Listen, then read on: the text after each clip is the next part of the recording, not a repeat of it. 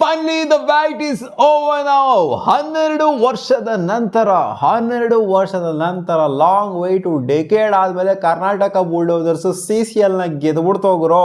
ಹೌದು, ಅಲ್ಲಿ ಮಧ್ಯದಲ್ಲಿ ಒಂದು ವರ್ಷ ಸ್ವಲ್ಪ ವರ್ಷಗಳು ಆಡಿರಲಿಲ್ಲ CCLನ, ಯಾಕಂದರೆ ಕಾರಣಾಂತರಗಳಿಂದ ಕೋವಿಡ್ ಬಂತು, ಅದು ಬಂತು, ಇದು ಬಂತು. ಸೊ ಅದೆಲ್ಲ ಬಿಟ್ಟು ನೋಡ್ತು ಅಂದರೆ 12 ಸೀಸನ್ ಆಗೋಗ್ಬಿಟ್ಟಿದೆ ಅಂತಲ್ಲ. ನಾವು ಗೆದ್ಬಿಟ್ಟು ಲಾಸ್ಟ್ ಬ್ಯಾಕ್ ಗೆದ್ದಿದ್ದು 2014ರಲ್ಲಿ ಬ್ಯಾಕ್ ಟು ಬ್ಯಾಕ್ ಸೀಸನ್ಸ್ನಾಗ ಗೆದ್ದಿದ್ವಿ, 13-14. ಅದಾದ ನಂತರ ಫೈನಲ್ಸಿಗೆ ಬಂದಿದ್ವಿ, ಬಟ್ ಕಾಲೆತ್ಕೊತಾ ಇದ್ವಿ. ಎಲ್ಲಿ ಬಂದರೂ ಸೆಮಿಫೈನಲ್ಗೆ ಬಂದರೂ ಕಾಲೆತ್ಕೊತಿದ್ವಿ, ಎಲ್ಲಿ ಬಂದರೂ ಕಾಲೆತ್ಕೊಂತಿದ್ವಿ.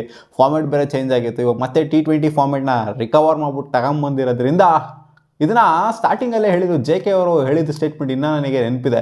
ನಾವು ಟ್ರೋಫಿಗಳಲ್ಲಿ ಯಾಕೋ ಡೌಟ್ ಕಾಣಿಸ್ತಿಲ್ಲ, ಯಾಕಂದರೆ T20 ಫಾರ್ಮೆಟ್ ಅಂತ ಬಂದಾಗ, ಈ ಫಾರ್ಮೆಟ್ ಅಂತ ಬಂದಾಗ ಸ್ಪೆಷಲೈಸ್ಡ್ ಇದ್ದೀವಿ ನಾವು, ಮುಂಚೆನೂ ಆಡ್ಕೊಂಬಂದಿದ್ದೀವಿ. T10 ಫಾರ್ಮೆಟ್ ಅಂತ ಇತ್ತು ಅಂದಾಗ, ಅಂದರೆ 10 ಓವರ್ಸ್ ಫಾರ್ಮೆಟ್ ಇತ್ತು ಅಂತ ಅಂದಾಗ ಸ್ವಲ್ಪ ಹಂಗೆ ಹಿಂಗೆ ಆಗೋದು. ಈ ಫಾರ್ಮೆಟು ಸಾಕತ್ ಫಾರ್ಮೆಟು, ನಮಗೆ ಮಾಡಿಸಿರುವಂಥ ಫಾರ್ಮೆಟ್ ಅಂತ ಹೇಳಿದರು. ಅದೇ ರೀತಿ ಟ್ರೋಫಿನೂ ಕೂಡ ಎತ್ಬಿಟ್ಟು ತೋರಿಸಿದ್ದಾರೆ. ಆ್ಯಂಡ್ ಫಿನಿಶಿಂಗ್ ಟಚ್ಚನ್ನು ಕೂಡ JK ಅವರನ್ನೇ ಕೊಟ್ಟಿದ್ದಾರೆ. ಸೊ ಇದು ಅವ್ರಿಗೆ ಖಂಡಿತ ಆಬ್ವಿಯಸ್ಲಿ ಖುಷಿಯಾಗಿರುತ್ತೆ. ನಾನೇನು ಹೇಳೋದು ಅದನ್ನು ಮಾಡಿ ತೋರಿಸಿದ್ವಿ ಕರ್ನಾಟಕ ಬುಲ್ಡೋಸರ್ಸ್ ಅಂತ. ಏನಾಗಿದೆ ಇವತ್ತು ಒಂಥರ ಮ್ಯಾಚಲ್ಲಿ ಏನೇನೇನೋ ಆಗೋಗ್ಬಿಡ್ತು ಗುರು ಇವತ್ತು. ಏನಿವತ್ತು ಕಿಚ್ಚ ಸುದೀಪ್ ಅವರು MS ಧೋನಿ ಥರ ಬಂದ್ಬಿಟ್ರು, ಅವು ಗ್ರೌಂಡ್ ಒಳಗಡೆ ಎಂಟ್ರಿ ಕೊಟ್ಬಿಟ್ರು. ಮಧ್ಯದಲ್ಲಿ MSG ಎಂಟ್ರಿ ಕೊಟ್ಟಿಲ್ಲಪ್ಪ. CSK ವರ್ಸ್ RR ಮ್ಯಾಚ್ ಯಾರಿಗೆ ನೆನಪಿಲ್ಲ, ಅದು ಮಧ್ಯದಲ್ಲಿ ಬಂದ್ಬಿಟ್ಟಿದ್ರು ಹಂಗೇನೆ ಗ್ರೌಂಡಿಗೆ. ಅದೇ ರೀತಿ ಇವತ್ತು ಮಂಜುನಾಥ್ಗೆ ಹೇಳ್ಕೊಂಡು ಕೊಡೋದಕ್ಕೆ ಅಂತ ಬಂದ್ಬಿಟ್ಟಿದ್ರು ಕಿಚ್ಚ ಸುದೀಪ್ ಅವರು ಬ್ಯಾಟಿಂಗ್ನ. ಹಿಂಗಾಡ್ಬೇಕಮ್ಮ, ಹಂಗಾಡ್ಬೇಕಮ್ಮ, ಮೊಮೆಂಟಮ್ನ ಬ್ರೇಕ್ ಮಾಡೋದಕ್ಕೆ ಬಂದಿದ್ದು ಆ್ಯಕ್ಚುಲಿ ಅಲ್ಲಿ. ಯಾಕಂದರೆ ಮೊಮೆಂಟಮ್ ಕಂಪ್ಲೀಟ್ಲಿ ಶಿಫ್ಟ್ ಆಗ್ತಿತ್ತು ಅವ್ರ ಕಡೆ, ಬೆಂಗಾಲ್ ಕಡೆ. ಡಾಟ್ ಬಾಲ್ಸ್ ಮೇಲೆ ಡಾಟ್ ಬಾಲ್ಸ್ ಹಾಕ್ಬಿಟ್ಟು ಪ್ರೆಷರ್ ಬಿಲ್ಡ್ ಮಾಡಿಬಿಟ್ಟಿರು ಕರ್ನಾಟಕ ಮೇಲೆ. ಅಲ್ಲಿ ಬಂದ್ಬಿಟ್ಟು ಪ್ರೆಷರ್ನ ಈಸ್ ಔಟ್ ಮಾಡಿಬಿಟ್ರು ಸುದೀಪ್ ಅವರು. ಅಲ್ಲಿ ಆದ ನಂತರ ಆ್ಯಕ್ಚುಲಿ ಬೌಂಡ್ರೀಸ್ಗಳು ಬಂದು ಸುದೀಪ್ ಅವ್ರು ಬಂದ್ಬಿಟ್ಟು ನೋಡಿ ಈ ಥರ ಎಲ್ಲ ಒಂಥರ ಟ್ಯಾಕ್ಟಿಕ್ಸ್ನ ಮಾಡೋದಿದೆಯಲ್ಲ. ಹೌದು, ಪೆನಾಲ್ಟಿ ಅವ್ರ ಅಜ್ಜಿ ತಲೆನೇ ಕೆಡ್ಸ್ಕೊಳಲ್ಲ. ಇದು ಫೈನಲ್ ಹೆಂಗಿದ್ರು ಏನಾದ್ರು ನಾರ್ಮಲ್ ಲೀಗ್ ಮ್ಯಾಚ್ ಆಗಿತ್ತು ಅಂದರೆ ತಲೆ ಕೆಡಿಸ್ಕೊಬೇಕಾಗಿತ್ತು. ಅಲ್ಲಿ ಅವರೆಲ್ಲ ಜಗಳಕ್ಕೆ ಬಿದ್ದುಬಿಟ್ರು, ಅವರವರೇ ಮಾತಾಡ್ಕೊಂತವ್ರು. ಏನು ಗುರು ಇದು ಹಿಂಗೆ ಬಿಟ್ಬಿಟ್ರಿ, ಯಾರು ಬಂದು ಮಾತಾಡೋಂಗಿಲ್ಲ, ಇಲ್ಲಿ ಏನಕ್ಕೆ ಬಿಡ್ತಾ ಇದ್ದೀರಾ ಅವ್ರನ್ನ, ಹಂಗೆ ಹಿಂಗೆ ಅಂತ. ಮ್ಯಾಚ್ ನೋಡೋರಿಗೆ ಮಾತ್ರ ಗೊತ್ತಿರುತ್ತೆ ಏನಾಯಿತು ಅಲ್ಲಿ ಅಂತ. ಸೊ ಓಕೆ, ಇವತ್ತು ಕರ್ನಾಟಕ ಫಸ್ಟ್ ಬ್ಯಾಟಿಂಗ್ನ ಆಡ್ತಾರೆ. ಅವ್ರು ಫಸ್ಟ್ ಬ್ಯಾಟಿಂಗ್ನ ಆಡ್ತಾರೆ. ಫಸ್ಟ್ ಬ್ಯಾಟಿಂಗ್ ಆಗ್ಬಿಟ್ಟು 130 ರನ್ ಟಾರ್ಗೆಟ್ ಆಗಿ ಕೊಡ್ತಾರೆ. ಜಾಯ್ ಅವರು ಒಂದು 55 ರನ್ ಹೊಡಿತಾರೆ ಓಪನರ್ ಆಗಿರುವಂಥವ್ರು. ಇನ್ನು ಯಾರಿಂದನೂ ಕೂಡ ಅಂತ ಹೇಳ್ಕೊಳ್ಳುವಂಥ ಕಾಂಟ್ರಿಬ್ಯೂಷನ್ ಬಂದಿಲ್ಲ. ಜಸ್ಟ್ 17 ಅದರ ನೆಕ್ಸ್ಟ್ ಬಂದಿರುವಂಥದ್ದು ಜಿಶು ಅವರಿಂದ, ಜೊತೆಗೆ ನೆಕ್ಸ್ಟು ರಾಯ್ ಅವರಿಂದ ಒಂದು 17 ರನ್ ಕಾಂಟ್ರಿಬ್ಯೂಷನ್ ಬಂದಿದೆ. ಸೊ ಅದೆಲ್ಲ ನೋಡ್ತು ಅಂತಂದರೆ ಇವತ್ತು ಬ್ಯಾಟಿಂಗ್ ಆಡೋದಕ್ಕೆ ಕಷ್ಟ ಆಗಿತ್ತು. ಯಾಕಂತಂದರೆ ಸೆಮಿಫೈನಲ್ ಯೂಸ್ ಆಗಿರುವಂಥ ವಿಕೆಟನ್ನೇ ಯೂಸ್ ಮಾಡಿದ್ರು, ಪಿಚ್ ಅದೇನೇ ಯೂಸ್ ಮಾಡಿದರು. ಅದಕ್ಕೋಸ್ಕರ ಇವತ್ತು ಬಾಲ್ ಅಷ್ಟೇನ ಈಸಿಯಾಗಿ ಬರ್ತಾ ಇರಲ್ಲ ಬ್ಯಾಟಿಗೆ. ಸೊ ಅಂಥದ್ರಲ್ಲೂ ಕೂಡ ರಾಜೀವ್ ಅವರು ಇವತ್ತು ಔಟ್ ಆಫ್ ದ ಸಿಲಬಸ್ ಯಾರು ಕೂಡ ಆಡಿಲ್ಲ ಅಂತ ಸ್ಟ್ರೈಕರಲ್ಲಿ ಇವತ್ತು ರಾಜೀವ್ ಅವರು ಬ್ಯಾಟಿಂಗ್ನ ಆಡಿದ್ದು. ರಾಜೀವ್ ಅಣ್ಣ ಏನಾದರೂ ಪವರ್ ಪ್ಲೇಲಿ ಅಬ್ಬರ ಮಾಡಿಲ್ಲ ಅಂತ ಅಂದರೆ ಕರ್ನಾಟಕ ಬುಲ್ಡೋಸರ್ಸ್ ಇವತ್ತು ಖಂಡಿತ ತಿಪ್ಪುರ್ಲಾಗ ಅವ್ರಿಗೆ ಗೆಲ್ತಿರಲಿಲ್ಲ. ಯಾಕಂದರೆ ನೋಡಿದ್ರಲ್ಲಪ್ಪ, 48 ಬಾಲ್ ಬೌಂಡ್ರಿನೇ ಬಂದಿಲ್ಲ ಕರ್ನಾಟಕ ಬುಲ್ಡೋಸರ್ಸ್ಗೆ. ರಾಜೀವ್ ಅಣ್ಣ ಔಟ್ ಆಗ್ತಾ ಇದ್ದಂಗೆ ಬೌಂಡ್ರೀಸೇ ಡ್ರೈನ್ ಔಟ್ ಆಗೋಗ್ಬಿಟ್ಟೈತಲ್ಲಿ. ಆಮೇಲೆ ಲಾಸ್ಟಿಗೆ ಹಂಗೂ ಧೈರ್ಯ ಹಂಗೆ ಹಿಂಗೆ ಮಾಡ್ಬಿಟ್ಟು ಬೌಂಡ್ರಿಗಳು ಬಂದೋ.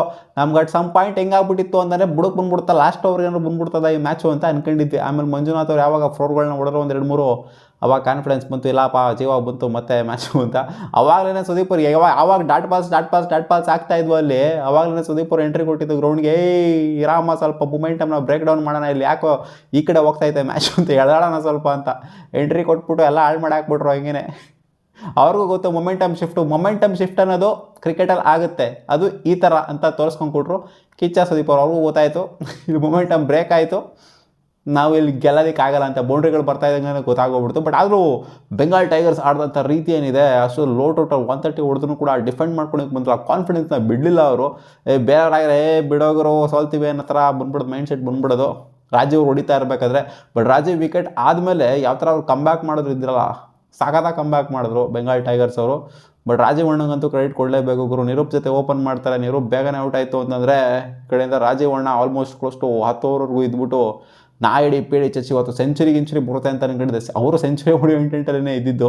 ಡಾರ್ಲಿಂಗ್ ಕೃಷ್ಣ 1 ನಿಂತ್ಕೊಂಡು ಟುಕು ಆಡ್ತಾಯಿದ್ರು. ಏನಕ್ಕೆ ಈ ಥರ ಮೈಂಡ್ ಸೆಟ್ ಬಂದ್ಬಿಡ್ತು ಡಾರ್ಲಿಂಗ್ ಕೃಷ್ಣ ಅವ್ರಿಗೆ. 20 ಬಾಲಿಗೆ 7 ರನ್ ಹೊಡೆದಿದ್ದಾರೆ. ಏನು ಈ ಥರ ಆಡೋದೇ ಇಲ್ವಲ್ಲ ಡಾರ್ಲಿಂಗ್ ಕೃಷ್ಣ, ಅಬ್ಬರ ಒಬ್ಬರಿತಿರ್ತಾರೆ. ಇವತ್ತು ಮೈಂಡ್ ಸೆಟ್ಟೇ ಡಿಫ್ರೆಂಟ್ ಆಗಿತ್ತು. ವಿಕೆಟ್ ನೋಡ್ಬಿಟ್ಟು ಎದ್ರಕೊಂಬಿಟ್ರೆ ಅಥವಾ ಫೈನಲ್ವರೆಗೂ ನಿಂತ್ಕೊಂಡು ಆಡೋಣ ಅಂತ ಇತ್ತು, ಆ ಮೈಂಡ್ ಸೆಟ್ ಇತ್ತು ಅವ್ರಿಗೆ. ನೋಡ್ಕೊಂಡು ಕಾಶಿಯಸ್ ಆಗಿ ಆಡೋಕ್ಕೆ ಅಂತ ಹೋದ್ರು. ಕಣ್ಮುಂದೆನೇ ನಿಲ್ಲಿಸಿದಂಥ ಅಫ್ಫೀಲ್ಡರ್ಗೆ ಕ್ಯಾಚ್ ಕೊಟ್ಬಿಟ್ಟು ಔಟ್ ಆಗಿದ್ದು.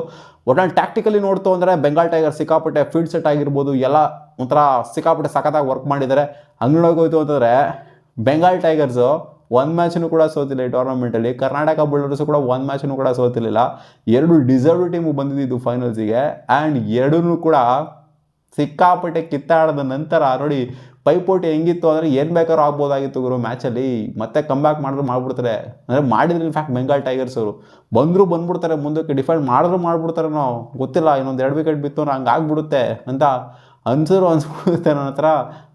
ಟರ್ನ್ಔಟ್ ಮಾಡಿದ್ರು ಬೆಂಗಾಲ್ ಟೈಗರ್ಸ್ ಅವರು. ಬಟ್ ಅದೆಲ್ಲ ಲಾಸ್ಟಿಗೆ ರಿವರ್ಸ್ ಆಗೋಯ್ತು. ಕರ್ನಾಟಕ ಬುಲ್ಡರ್ಸ್ಗೆ 12ನೇ ಸೀಸನಲ್ಲಿ 3ನೇ ಟ್ರೋಫಿ ಬಂದಿದೆ. ಸುದೀಪ್ ಅಣ್ಣ ಅವರ ಕ್ಯಾಪ್ಟನ್ಸಿಲೇ ಲಾಸ್ಟಿಗೆ ಗೆಲ್ಲೋ ಥರ ಆಗಿದ್ದು. ಮೊದಲು ಒಂದು ಸ್ವಲ್ಪ ಸೀಸನ್ಗಳಲ್ಲಿ ಅವ್ರು ಕ್ಯಾಪ್ಟನ್ಸಿ ನಿಭಾಯಿಸಲಿಲ್ಲ, ಅಂದರೆ ಎಲ್ಲ ಒಂದು ಸೀಸನ್ 2 ಸೀಸನ್ ಕ್ಯಾಪ್ಟನ್ಸಿ ನಿಭಾಯಿಸಲಿಲ್ಲ ಅವರು. ಸೊ ಆ ಸೀಸನ್ ಇನ್ನೇ ಟ್ರೋಫಿನೂ ಕೂಡ ಗೆಲ್ಲೋದಕ್ಕಾಗಲಿಲ್ಲ. ಗೆದ್ದಿರೋಂಥ 3 ಟ್ರೋಫಿಗಳು ಕೂಡ ಸುದೀಪ್ ಅಣ್ಣ ಅವ್ರಿಗೇನೆ, ಅಂದರೆ ಕ್ಯಾಪ್ಟನ್ಸಿಯಲ್ಲೇನೆ ತೆಗೆದಿರೋದು. 30 ವರ್ಷ ಆಗಿದೆ ಗುರು ಅವ್ರು ಇಂಡಸ್ಟ್ರಿಗೆ ಬಂದ್ಬಿಟ್ಟು 30 ವರ್ಷ ಆಗಿದೆ. ಕ್ರಿಕೆಟ್ನ ಎಷ್ಟು ವರ್ಷ ಆಡ್ಕೊಂಬಂದಿದ್ದಾರೆ. CCL ಆಲ್ಮೋಸ್ಟ್ 2011 ಸ್ಟಾರ್ಟ್ ಆಗಿದ್ದು ಅಂತ ಕಾಣಿಸುತ್ತೆ. 10 11 ಸ್ಟಾರ್ಟ್ ಆಗಿದ್ದು. ಅಲ್ಲಿಂದ ಇಲ್ಲಿವರೆಗೂ ಕೂಡ ಆಡ್ಕೊಂಬಂದಿದ್ದಾರೆ. ಇನ್ನೂ ಅದು ಎಷ್ಟು ವರ್ಷ ಆಡ್ತಾರೆ ಅಂತ ಗೊತ್ತಿಲ್ಲ. ಈ ಸೀಸನ್ ಲಾಸ್ಟ್ ಮಾಡ್ತಾರಾ, ನೆಕ್ಸ್ಟ್ ವರ್ಷ ಆಡೋದಿಲ್ಲ ಅದು ಸಹ ಗೊತ್ತಿಲ್ಲ. ಒಟ್ಟಿನಲ್ಲಿ ಈ ತಲೆ ಮೇಲೆಲ್ಲ ಇಟ್ಕೊಂಡು ಮೆರೆದಾಡ್ಬಿಟ್ರು ಗುರು. ಒಂಥರ ಸಚಿನ್ ತೆಂಡೂಲ್ಕರ್ನ ಎತ್ಕೊಂಡು ಸ್ಟೇಡಿಯಮಲ್ಲಿ ರೌಂಡ್ ಹಾಕ್ಸಲ್ವಾ, ಆ ಥರ ಗೆಲ್ತಾ ಇದ್ದಂಗೆ ಕರ್ನಾಟಕ ಫ್ಲಾಗ್ ಇಟ್ಕೊಂಡ್ರು ಸುದೀಪ್ ಅಣ್ಣ. ಈ ಕಡೆಯಿಂದ ಎಲ್ಲ ಹೆಗ್ಲು ಮೇಲೆ ಕೂರಿಸ್ಕೊಂಡು ಒಂದು ರೌಂಡೇ ಹಾಕ್ಸ್ಬಿಟ್ರಲ್ಲಿ. ಇನ್ನೇ ಕ್ರೆಡಿಟ್ ಕೊಡಬೇಕು ಗುರು. CCL ಉಳಿದಿದೆ ಅಂತಂದರೆ ಒಂಥರ ಸುದೀಪ್ ಅವ್ರು ಅದಕ್ಕೆ ಮೈನ್ ಕಾರಣನೇ ಆಗ್ತಾರೆ. ಯಾರು ಕೇರ್ ಮಾಡೋದಿಲ್ಲ ಇಲ್ಲಿ. ಸುದೀಪ್ ಅವ್ರು ಎಂಟ್ರಿ ಕೊಟ್ಟಲ್ಲ ಗ್ರೌಂಡಿಗೆ, ಅವ್ರು ಕೇರೇ ಮಾಡ್ತಿಲ್ಲ. ಅಂಪೈರ್ ಏನು ಹೇಳ್ತಾವ್ರೆ ಅಂದರೆ ಕೇರೇ ಮಾಡ್ತಿಲ್ಲ ಸುದೀಪ್ ಅವರು. CCL ಉಳಿದಿರೋದೇ ನಿಂದ ಅನ್ನೋ ಥರ ಹೇಳ್ತಾರಲ್ಲಿ ಸುದೀಪ್ ಅವರು. ಹೌದು, ನಿಜ, ಆ್ಯಕ್ಚುಲಿ ಅದು ರಿಯಾಲಿಟಿ. ಆದ್ರೂ CCL ಉಳಿಸಿರೋ ಕರ್ನಾಟಕ ಟೀಮ್ ಆದ್ರೂ ನಾವು 12 ವರ್ಷ ಟ್ರೋಫಿನೇ ಗೆದ್ದಿಲ್ಲ. 12 ವರ್ಷ ಆದಮೇಲೆ ಗೆಲ್ತಾ ಇದ್ದೀವಿ. ಇದು ಸ್ಪೆಷಲ್ ಆಗಿರುತ್ತೆ. ಅವಾಗ ಬ್ಯಾಕ್ ಟು ಬ್ಯಾಕ್ ಗೆದ್ವಲ್ಲ 2013 and 14. ಅವಾಗ ಅಷ್ಟರ ಮಟ್ಟಿಗೆ ನಮಗೆ ಅಂದರೆ ಫಸ್ಟ್ ಗೆದ್ದಾಗ ಖುಷಿಯಾಗಿತ್ತು. ಬಟ್ ಬ್ಯಾಕ್ ಟು ಬ್ಯಾಕ್ 14ನೇ ಸೀಸನಲ್ಲಿ ಗೆದ್ರಲ್ಲ, ಅಂದರೆ 2014 ಗೆದ್ವಲ್ಲ, ಅದು ಅಷ್ಟರ ಮಟ್ಟಿಗೆ ಖುಷಿ ಆಗದಿರ್ಬೋದು. ಬಟ್ ಇದಂತೂ ಸಿಕ್ಕಾಪಟ್ಟೆ ಖುಷಿಯಾಗಿರುತ್ತೆ. ಯಾಕಂದರೆ ಇಷ್ಟು ವರ್ಷ ಆದಮೇಲೆ. ಬಟ್ ಅವಾಗ ಸಿಕ್ಕಿದಂಥ CCLಗೆ ಸಪೋರ್ಟೇ ಬೇರೆ, ಇವಾಗ ಸಿಗ್ತಿರೋಂಥ CCLಗೆ ಸಪೋರ್ಟೇ ಬೇರೆ. ಬಟ್ ಅವಾಗಂತೂ ಒಂದು ಅಜ್ಜಿ ಇರೋ ಬರೋ ಮನೆಯೆಲ್ಲ CCLೇ ಓಡ್ತಾ ಇರೋದು. ಇನ್ಫ್ಯಾಕ್ಟ್ ಇಂಡಿಯಾ ಮ್ಯಾಚಲ್ಲೂ ಕೂಡ CCL ಆಗಂಗೆ ಕೂತ್ಕೊಂಡ್ಬಿಡೋರು. ಆ ಥರ ಕ್ರೇಜ್ ಇತ್ತು ಅವಾಗ. ಬಟ್ ಇವಾಗ ಸ್ವಲ್ಪ ಕ್ರೇಜ್ ಅಂತೂ ಖಂಡಿತ ಕಮ್ಮಿ ಆಗಿದೆ, ಅದನ್ನ ಒಪ್ಕೊಳ್ಳೇಬೇಕು. ಬಟ್ ಮ್ಯಾಚ್ನ ಫಿನಿಷ್ ಮಾಡಿದಂಥ ರೀತಿ ಏನಿತ್ತು ಕರ್ನಾಟಕ, ಅದಂತೂ ಸಿಕ್ಕಾಪಟ್ಟೆ ಕನ್ವಿನ್ಸಿಂಗ್ ಆಗಿತ್ತು. ರಾಜೀವ್ ಅಣ್ಣಗೆ ಕ್ರೆಡಿಟ್ ಕೊಡಬೇಕು ಆ್ಯಂಡ್ JK ಕ್ರೆಡಿಟ್ ಕೊಡಬೇಕಾದ್ರೆ ಸೆಮಿಫೈನಲಲ್ಲಿ ಚೆನ್ನೈ ಅವ್ರ ಮೇಲೆ ಗೆಲ್ಲಬೇಕು ಅಂತಂದರೆ ಖಂಡಿತ JK ಅವರ ಕಾಂಟ್ರಿಬ್ಯೂಷನ್ ಅಲ್ಲಿದೆ. ಇಲ್ಲ ಅಂತಂದರೆ ಅಲ್ಲೇ ಬುಡಕ್ಕೆ ಬಂದಿತ್ತು ಮ್ಯಾಚು. ಈ ಮ್ಯಾಚ್ಗಿಂತ ಆ ಮ್ಯಾಚು ಸಿಕ್ಕಾಪಟ್ಟೆ ಸಗದಾಗಿತ್ತು. ಒಂದು ಮ್ಯಾಚ್ನೂ ಕೂಡ ಸೋಲ್ದೆ ಕರ್ನಾಟಕ ಬುಲ್ಡರ್ಸು ಈ ಒಂದು ಟೂರ್ನಮೆಂಟಲ್ಲಿ 5ಕ್ಕೆ 5 ಮ್ಯಾಚ್ನೂ ಕೂಡ ಗೆದ್ದು ಒಂಥರ ಏನು ಹೇಳ್ತಾರೆ ಅದಕ್ಕೆ, ಸೋಲಿಲ್ಲದ ಸರದಾರರು ಅನ್ನೋ ಥರ ಟ್ರೋಫಿನ ಎತ್ತಿ ಹಿಡಿದಿದ್ದಾರೆ. ಮೈನಾಗಿ ಎಲ್ಲ ಮ್ಯಾಚನ್ನು ಕೂಡ ಗೆಲ್ತಾ ಇದ್ದಂಗೆ ಕರ್ನಾಟಕ ಬಾವುಟನ ತೊಗೊಂಡ್ಬಿಟ್ಟು ಸುದೀಪ್ ಅಣ್ಣವರೇ ಫಸ್ಟ್ ನಿಂತ್ಕೊಂಡು ಹಾರಿಸ್ತಾರೆ. ಸೊ ಇದು ಖುಷಿ ಪಡಬೇಕು ಎಲ್ಲ ಕನ್ನಡಿಗರು. ನಿಮಗೆ ಅನಿಸ್ತಪ್ಪ ಕರ್ನಾಟಕ ಬುಲ್ಡರ್ಸ್ನ ವಿಕ್ಟರಿ? ಕಾಮೆಂಟ್ ಸೆಕ್ಷನ್ ಹಾಕ್ರಪ್ಪ. ಮತ್ತೆ ಸಿಗುವ.